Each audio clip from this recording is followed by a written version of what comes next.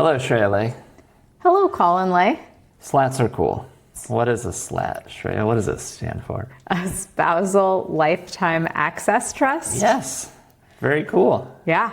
You're setting up a trust for your spouse, and people love it. So I wrote a little article here. I'm in the middle of writing it, but we're already filming, and I haven't finished it. That's okay. So we're going to cover some. We're gonna work through it together. Okay, so in general, you may have heard about SLATs. They are trusts for your spouse during your lifetime, and then after your lifetime, after your spouse's lifetime, usually your kids. That's like the basic setup, right? Yes. That's what the typical setup is. Yes. And they are popular because they provide asset protection. Not just for you, but also for your spouse. For your spouse. That's incredible. Yeah. And you can reduce estate taxes. Right. If you have a taxable estate. Which would be, for people living in the U.S., a lot of money right now. A lot of money right now. Yeah, next year will be like 15 million per person, so 30 million for spouses. But if you live in Oregon or Washington, it's down to $1 million or $3 million. So people in our neck of the woods are thinking about estate taxes. Yes. But then there comes in a whole balance of looking at capital gains taxes, income taxes versus estate taxes. So we'll cover a bit of that, but let's start at the beginning, Shreya. Yes. Shall we? So a little more about a SLAT. It is an irrevocable trust.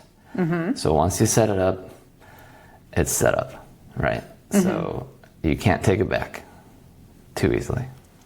Alone. Right. I guess that's something else to cover. Yes.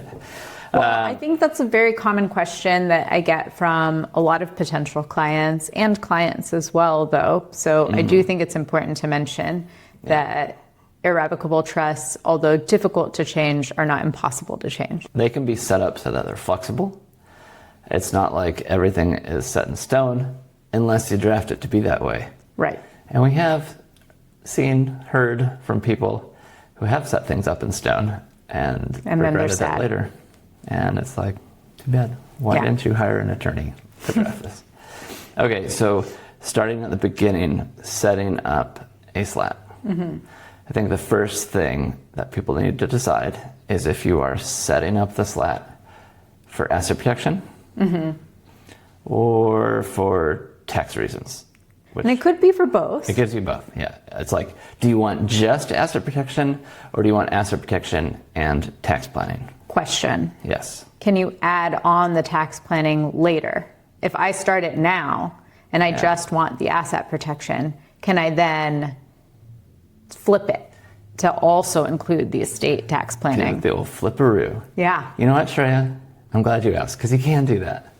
Basically, if you're setting up the SLAT for asset protection, you're going to withhold some certain powers. And that is what makes the trust assets, we say, included in your estate. So you get that step up at death, but it basically then wouldn't reduce your taxable estate. So you would owe estate taxes on those trust assets. But if the trust is designed so those powers that you kept that made the assets included in your estate, if those can be amended or taken away, the answer to you is that you can change it from just asset protection SLAT to asset protection and tax planning SLAT. Wow. If that's what you want. So I don't know. I think a lot of people are really interested in making sure they get that step up in basis.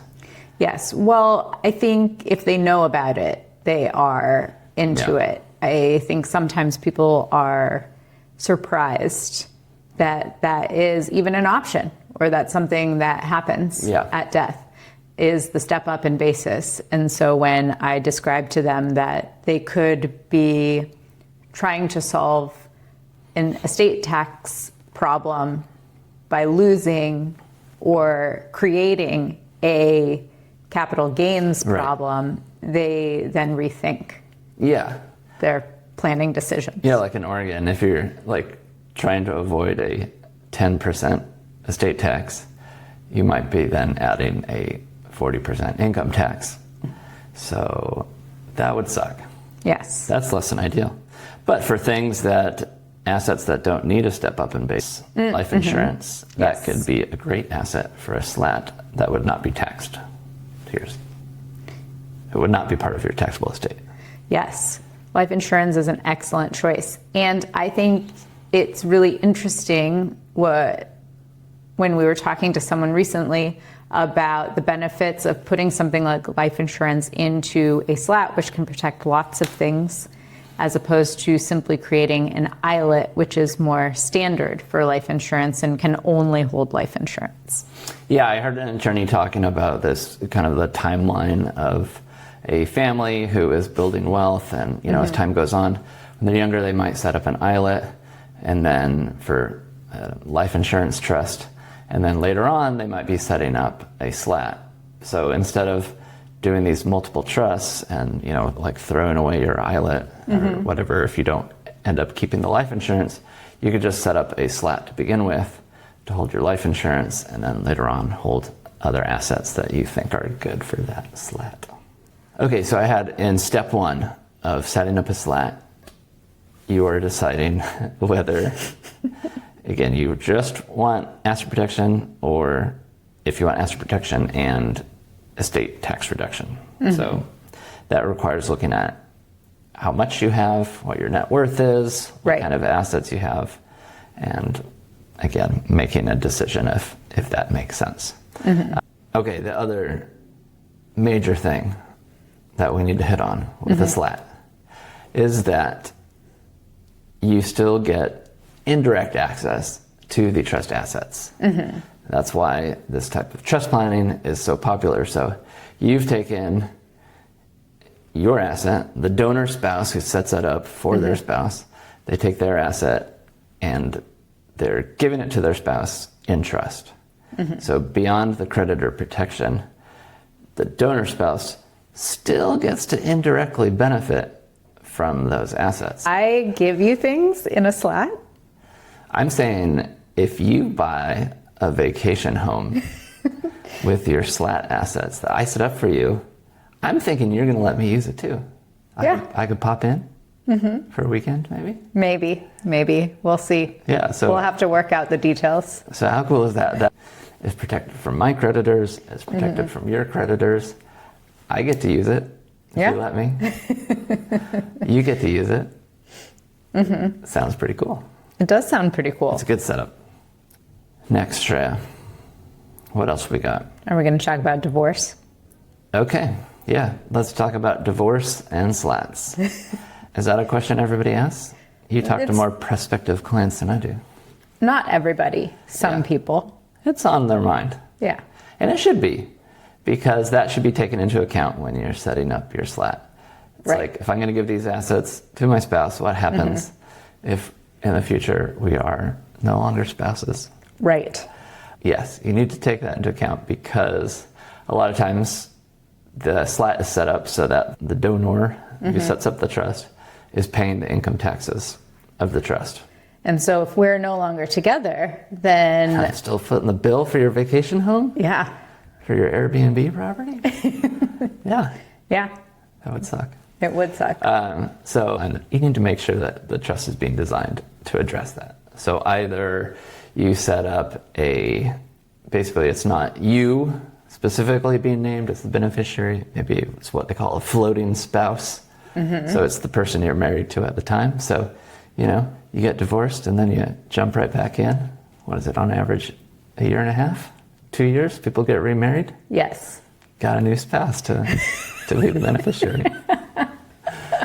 There is some debate about that. Yeah, there is. About the efficacy of that. And kids, don't try this at home. Yeah. On your own, without an attorney. Yeah, so that's one option. Some people will set up SLATs for each other, which I think we'll talk about a bit more in a second. Yeah. So at different times. Yeah, so maybe it balances out. Maybe in the divorce it all works out. But again, you want to be able to turn that tax feature off. So even if your spouse leaves with those assets, you don't want to be stuck paying the taxes on that trust forever. So you can turn that off. Can I get them back? And actually, you can set up a SLAT so that in some worst case scenario, such as divorce, the assets can come back to you. If you do that, you're going to lose some asset protection though. Right. So like Washington, Oregon, if that is the scenario in the trust, you're still considered a beneficiary of the trust. So you could put that in, but then you're also going to lose some asset protection. So you best keep me happy. Yeah. So yeah, the other issue is setting up reciprocal SLATs. So reciprocal SLATs, yes. That is the face that someone at the IRS would make if they saw what you did. So you can't set up reciprocal SLATs. Right. There can't be, you can't take $1,000 and I give you 500 and you give me 500. And then we're like thinking we're all smart. You can't do that. That is what they say frowned upon. And so if it's determined that you have reciprocal SLATs, they can be undone. Right. Basically, they get ignored, and then you basically have... But there are certain guidelines that you can follow to where we could each create a SLAT for the other person, and yet they would not be considered reciprocal. Which is why you don't want to set up your SLATs on your own. Right. The SLATs, they need to be different, so probably different assets, set up at different times, different people involved, so you don't have the same trustees and all that stuff. So the trusts have to be substantially different from each other to not be considered reciprocal. Right. So act accordingly. All right, what else we got, Shreya?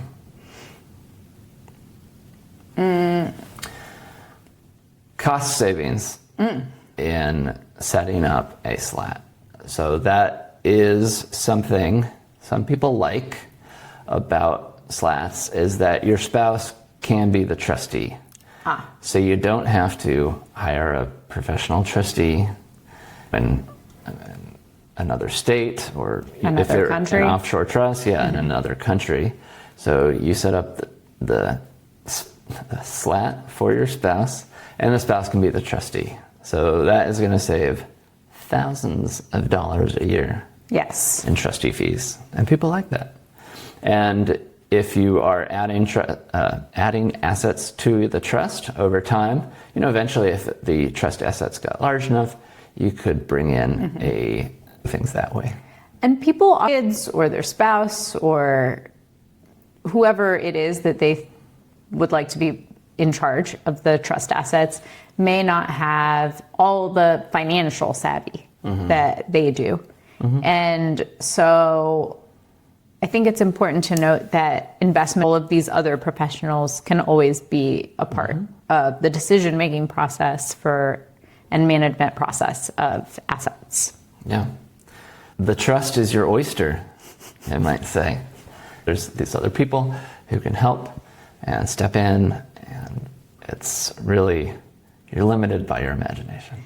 I think also on the cost savings front, it's important to note that compared to a lawsuit, the cost of setting up a SLAT is quite affordable. Yeah, it is a more affordable asset protection trust. Yes. So you're giving up some access or control, at least perceived access and control, since it's being given to your spouse. But on the other hand, you're spending less to set it up and potentially saving on trustee costs. Yeah, I was reading the other day, someone was pointing out that, people are focused on estate taxes, which, for some people are going to be very high if you're hitting the federal level, but, maybe 10 to 20%. If you're in Washington or Oregon, people lose a lot more money to lawsuits, to divorces, and not just like our potential divorce, but like, your kids get married, they divorce. If you've given them, if they've inherited some money in a trust and then they lose that, right? Or if they don't, inherit it in a trust, if they just inherit it outright and then they lose it to a trust. So even though a lot of people can be focused on the tax savings, there's a lot of savings to be had with asset protection. Exactly. A dispute with your neighbor, a rogue car accident, who knows? The old rogue car accident.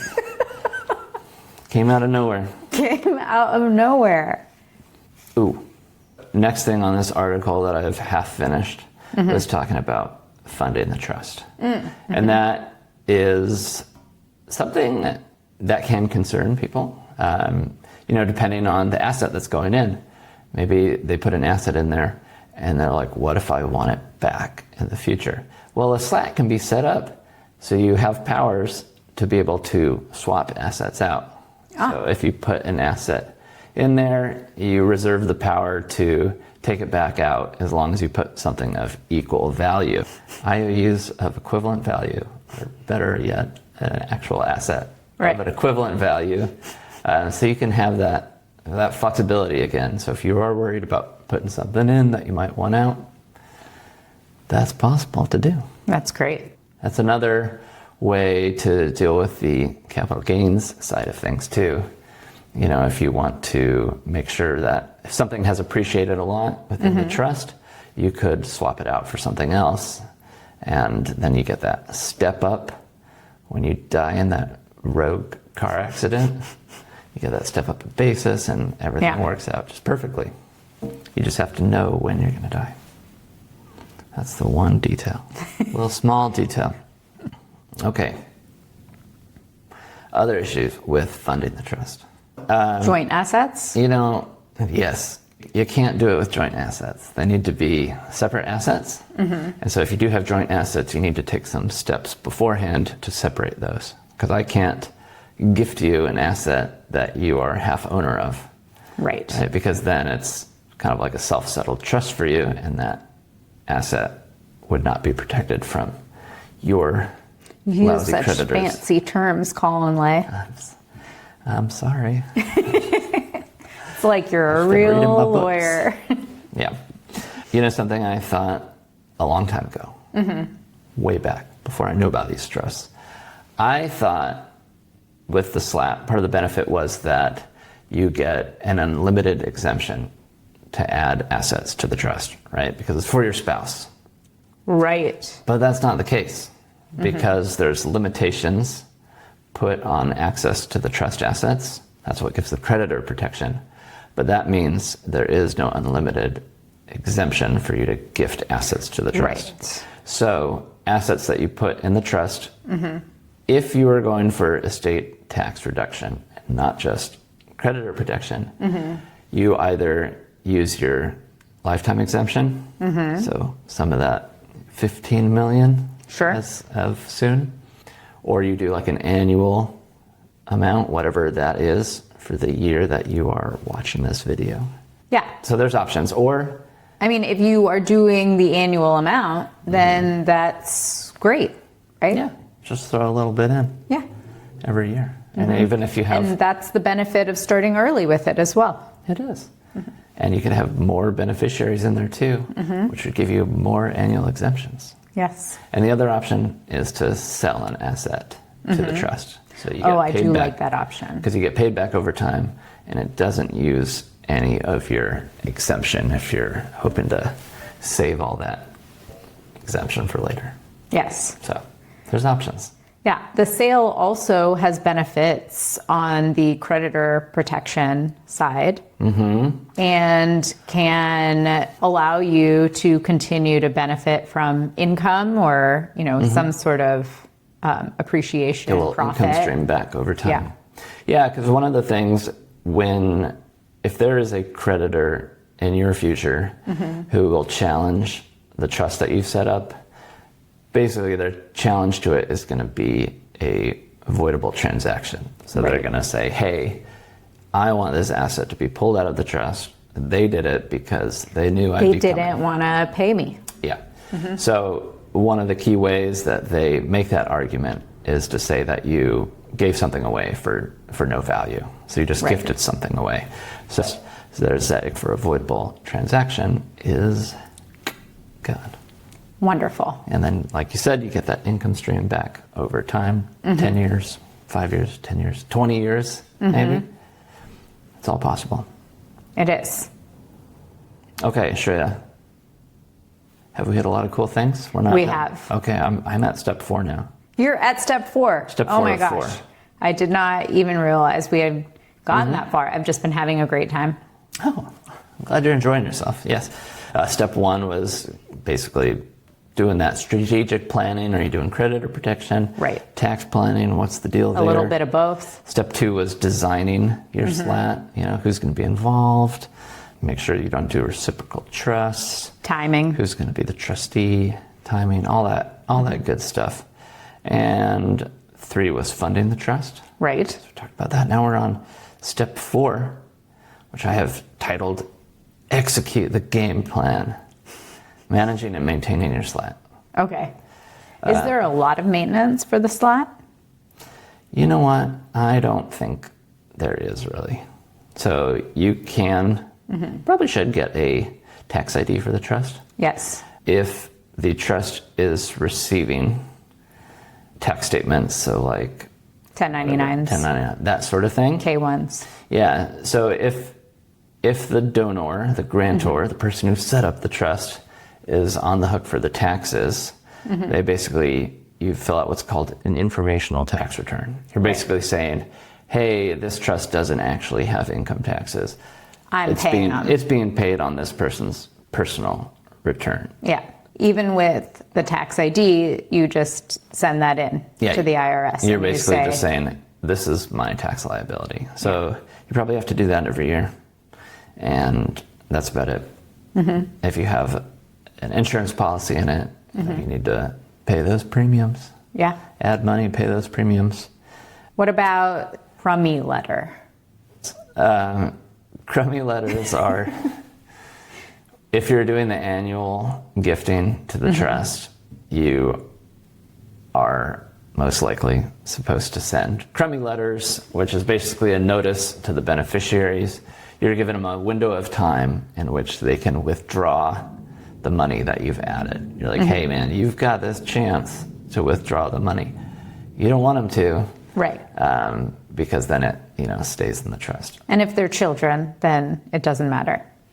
But you have to tell them about it, and you give them the option.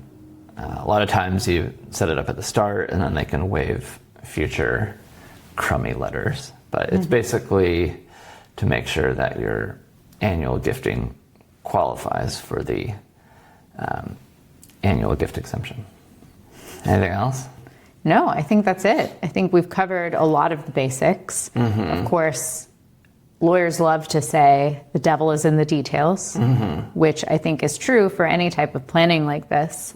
But as me being able to make a decision or just learn a bit more about some options available, I think this has been great. So thanks for watching, and we'll see you next time.